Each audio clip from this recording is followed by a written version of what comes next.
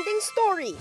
Order by the court. Denise Cornejo, pinayagan makapagpiyansa. Nakapuntos ang kontrobersyal na si Denise laban kay Vong Navarro matapos siyang makapaglatag ng piyansa base na rin sa desisyon ng Taguig Regional Trial Court sa pangalawang pagkakataon. Ito ay bunsod ng kasong illegal detention na inihain ng It's Showtime host laban sa kanya maging kay Cedric Lee at sa isa pang nagngangalang Zimmer Raz na sangkot din sa kaso. Nag-connect tayo kay Denise para alamin ang kanyang saloobin tungkol sa latest update ng kaso. Ito ang kanyang sinabi. Maging positive pa rin po palagi at lagi pong harapin ko ano po yung mangyayari sa inyo pa rin, kahit maganda o hindi maganda.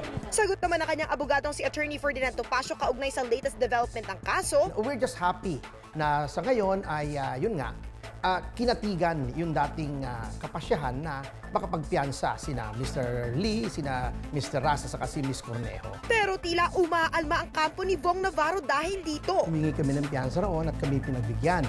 Ngayon, sinabi ng kampo ni Ginoong Navarro na yung hukuman daw doon ay may kinakatigan, sinabi nila ay ilipat sa ibang huwes. Kaya nalipat kay Judge Ben.